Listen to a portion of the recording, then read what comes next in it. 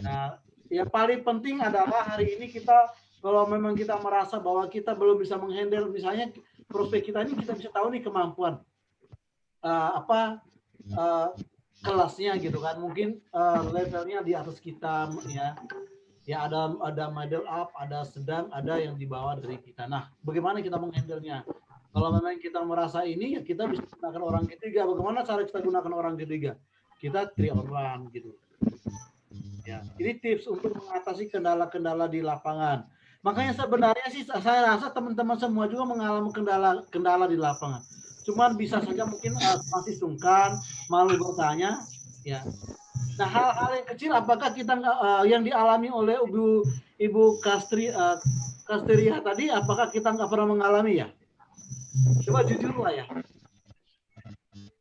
Ini Semua kita mengalami, Pak Brian. nah, kita mengalami. Nah, yang kami saja ya, saya udah 3 tahun masuk 3 tahun 7 bulan ya di PI. Hari ini saja masih mengalami hal itu, masih mengalami menghadapi yang terjadinya PHP, ya masih ada yang belum percaya gitu kan. Coba. Ini hari ini loh. Nah, bagaimana kita mengatasi hal seperti itu? Banyak orang yang belum percaya dari kita. Dan saya, ketika saya presentasi baik offline ataupun online gitu kan. Karena banyak orang melihat dari hasil hasil gitu kan. Dan kita memang pembawa saya orangnya sederhana gitu kan. Saya tidak terlalu ini gitu kan. Karena bagi saya itu nggak penting buat saya gitu kan. Yang penting sekarang bagaimana kehadiran saya itu bermanfaat untuk banyak orang. Itu prinsip dasar saya. Dan saya selalu bilang, Anda join jangan sampai karena melihat saya, tapi Anda harus melihat seberapa manfaat program ini buat Anda gitu. Itu prinsip saya. Karena proses Anda dengan saya itu berbeda. Ini prinsipnya. Ya, proses kesuksesan Anda dengan saya itu berbeda. Ya, berbeda. Jadi jangan karena melihat saya Anda join. Nah, proses kita berbeda. Nanti ketika Anda join habis, Anda mengerjakan, ternyata menemukan kendala-kendalaan, kalau saya udah siap mau kendala seperti apapun. Akhirnya menyerah. Tapi kalau Anda join karena manfaat dari program ini buat Anda dan keluarga Anda, saya yakin dan percaya, kendala seperti apapun yang Anda hadapi, Anda bisa ngelewatin. Anda bisa mengatasinya. Anda bisa menghadapi. Ya. Nah, ini jadi sedikit berbeda ya, orang punya tujuan join karena melihat orang lain ya, kalau saya beda. Ya. Kalau saya selalu bilang jangan join karena melihat saya. Tapi lihatlah program ini, seberapa besar manfaat dari Tria ini buat Anda dan keluarga Anda menurut Anda. Itu penting. Kalau hari ini Anda melihat bahwa Tria ini bermanfaat, dari tiga manfaat untuk 3 masa ini, bahwa ini bermanfaat buat Anda secara pribadi. Nah, silakan Anda ambil program ini. Jangan lihat saya, jangan lihat orang lain. Orang lain dijadikan itu sebagai motivasi. Kalau orang lain bisa, kenapa saya nggak bisa? Ya. Jadi ini penting ya buat kalau saya menghadapi. Makanya saya kalau saya presentasi orang penolakan, orang nggak percaya, senyum-senyum saja saya buat saya nggak ini gitu kan. Mungkin ya hatinya masih ketutup, belum terbuka. Kita sudah gali misalnya, sudah gali nih apa yang membuat dirimu belum join gitu kan. Coba letaknya di mana? Saya biasa gali seperti itu. Tanya. Nah, kalau dia belum yakin, apa yang membuat dirimu belum yakin? Di mana? Titiknya di mana? Coba sebutkan di mana yang membuat belum yakin. Dari sisi mana? Dari segi mana? Biar saya jawab. Saya gali gitu kan. Nah, di situ kita bisa tahu kalau kita selalu korek, di situ kita bisa tahu oh ternyata itu hanya alasan saja gitu kan. Berarti hatinya masih ketutup. Kalau orang kita presentasi hatinya masih ketutup, mau kita sampai berbusa-busa pun nggak bakalan, nggak mempan. Ya, kecuali hatinya udah kebuka ya. Jadi sedikit masuk pasti dia bertanya sesuai dengan apa yang dia butuhkan.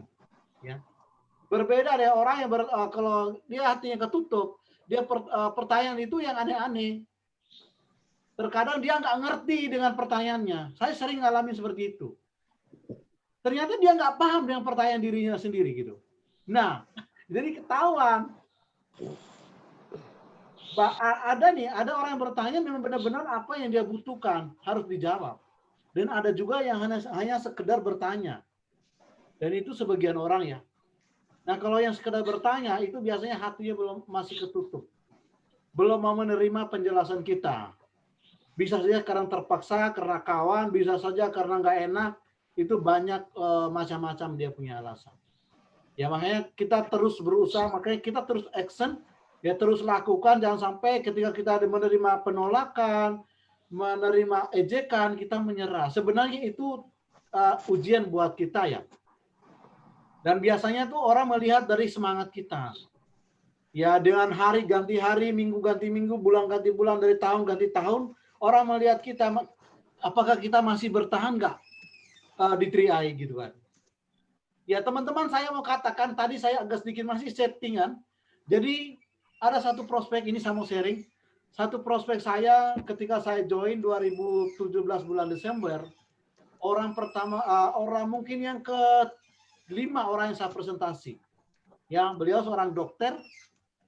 Jadi sudah 3 tahun 7 bulan baru hari ini ketemu lagi di Facebook, di Messenger. Nah, ketika inbox akhirnya mulai ketawa-ketawa, tanya, gimana kabar Pak Brian, masih di Batam ya? Oh iya, saya masih di Batam. Pak dokter masih di Batam? Masih juga. Nah, saya pancing, lama kita nggak ngopi. Gimana bisa? Saya bilang puji Tuhan lancar. Nah, ini janji mau ngopi besok ini. Ya, dengan seorang dokter. Jadi ini kita nggak pernah putus, walaupun saat itu nolak, karena beliau seorang dokter, punya pemilik rumah sakit. Kalau teman-teman di Batam, ada di Bengkong ya. Jadi besok dia ajak jumpa untuk ngopi, dia main ke rumah sakit, ke kantornya. Ya. Jadi ini bukti bahwa kita jangan hubungan orang-orang yang menolak kita, orang-orang negatif sama kita. Ya saya maklumi karena dulu beliau nolak wajar ya. Saya pergi presentasi pakai motor, beliau udah punya mobil, udah punya rumah sakit. Kalau bicara investasi, beliau punya rumah sakit, saya mau bicara apa? Ya, kalau mau bicara dari segi bisnis, beliau orang, artinya dibilang bisnisnya besar karena punya rumah sakit pemilik, bukan dokter praktek beliau. Beliau adalah pemilik rumah sakit. Ya, bukan dokter praktek. Jadi saya maklumi saat itu beliau nolak. Ketika bicara dari segi investasi punya, bicara dari segi bisnis beliau punya, beliau pemilik rumah sakit. Beliau bicara asuransi, jangankan orangnya, rumah sakitnya aja diasuransikan. Ya. Jadi saya maklum, tapi saya tidak membatasi diri saya gitu kan. Udah tetap enjoy saja, pede saya. Dan hari ini ketemu lagi, 3 tahun lebih ketemu lagi, dan besok aja ngopi lagi. Ya, ini bukti teman-teman ya, hari ini, artinya gini, hari ini kalau kita menemukan penolakan dari teman-teman kita, dari daftar nama kita, kadang kita dicibir, kadang kita diejek, jangan putus asa. Tetap bangun komunikasi, tetap bangun silaturahmi, ya, dengan mereka. Tapi kita bagi waktu, jangan terlalu fokus kalau orang yang sudah menolak kita. Kita follow up-nya dibagi. Komunikasinya kita bagi berapa persen waktunya. Jangan sampai waktu kita habis cuma fokus yang satu orang yang masih nolak kita, yang masih hatinya masih ketutup gitu. Ya, jadi ini pengalaman dari Ibu Kasteria tadi, ini sangat luar biasa. Coba kalau teman-teman sharing yang punya kendala seperti ini, artinya pasti digali gitu kan, pasti terjawab. Dan saya yakin mentor-mentor kita, Ibu Enila, Pak Hafid, Pak Sandy juga mengalami hal yang sama, proses itu. Tapi kalau kita nggak pernah menceritakan kendala kita, ya gimana leader kita mau cerita? Ya saya terus terang, kalau nggak ada yang bertanya, nggak ada yang mau bersharing tentang kendala, ya nggak mungkin. Ya hari ini bersyukur karena di-sharing oleh Bu Kasteria, jadi bisa kita mengingatkan saya, ternyata saya juga pernah mengalami hal itu, gitu. Jadi ketika kita menemukan orang-orang yang pernah dialami oleh Bu Kasteria itu udah biasa. Tapi bagaimana kita bisa pecahkan seperti itu, kendala itu, masalah itu. Itu tadi kita mulai dengan pertanyaan-pertanyaan. Ibu Kasteria mulai pancing dengan pertanyaan-pertanyaan, gitu kan? Ya, Bapak, menurut Bapak penting nggak investasi? Coba jujurlah, ya kan? Ada nggak orang kalau tabungan investasi tanya? Siapa yang mau jawab nggak penting tabungan investasi? Ada nggak kira-kira? Nggak ada. Kalau ada orang yang jawab itu berarti orang munafik, bohong, gitu kan? Benar. Nah, kalau dia terjawab, berarti 3A ini penting lah buat Bapak. Tapi hari ini kenapa Bapak bilang belum penting? Karena masih ketutup hati. Coba sharingkan apa yang membuat Bapak itu belum penting buat 3A, program 3A. Jadi kita bisa kebalik, gitu kan? Ya, teman-teman silakan. Mungkin Ibu inilah dari saya itu ya, Bu Kasteria. Jadi sharingnya luar biasa, ini menjadi pengalaman. Dan inilah bagian dari proses yang kita harus lewatin, yang kita harus jalanin. Karena namanya untuk sukses tidak ada instan, harus butuh proses. Ya. Dan proses itu apa sih prosesnya? Proses itu salah satu yang dialami oleh Bu Kasteria. Nah, itu bagian dari proses yang kita harus lewatin, ya, yang kita harus jalanin, harus hadapin. Nggak bisa kita menghindari hal itu. Kalau kita mau sukses, kalau kita mau bisnis kita autopilot, kalau kita mau bisnis kita passive income, kita harus menghadapi hal-hal seperti itu. Justru itu belum seberapanya, harus lebih pahit lagi. Harus lebih pahit lagi. Ya, harus ibaratnya dibilang hati ini terasa sakit, benar-benar sakit. Nah, baru bila itu baru proses. Mau menangis pun nggak ada yang tampar. Nah, itu baru dikatakan proses. Tapi kalau hari ini kita belum merasakan itu, ya wajar lah kalau bisnis kita belum sampai pada titik yang kita inginkan. Ya, wajar bisnis kita belum sampai dengan harapan kita. Ya, air mata kita aja belum pernah jatuh. Ya kan? Coba teman-teman jujurlah, ada nggak yang pernah diludahin? Belum kan? Jujurlah. Kalau pernah ludahin wajar lah. Dan itu ujian. Makanya itu ujian terbesar kita. Sejauh mana, semampu mana, sesabar mana kita seorang pemimpin. Seorang leader. Artinya kalau itu udah teruji, kita benar-benar kita bisa lewatin, saya yakin lah. Bisa Anda, sukses Anda tinggal menunggu waktu lah. Waktu yang menentukan. Cuman itu. Jadi hari ini kalau kita baru sedikit aja, udah nyerah, udah ngeyel, udah seolah-olah seperti udah, padahal belum seberapanya gitu kan. Jadi ini proses yang harus kita ini. Teman-teman ya, sama katakan kalau proses ini mudah, proses ini gampang, sukses itu gampang, mudah. Tak ada satupun orang yang mau bekerja sama orang lain. Benar?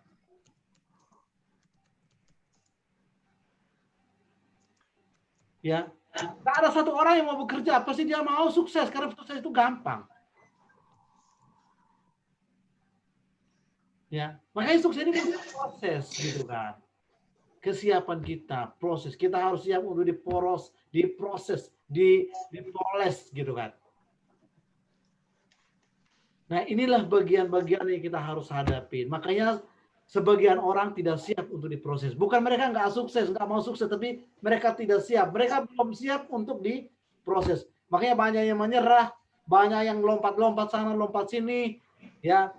Banyak yang putus asa, banyak yang bilang susah, pun nggak ada yang susah. Hidup ini nggak ada yang gampang, Bapak Ibu.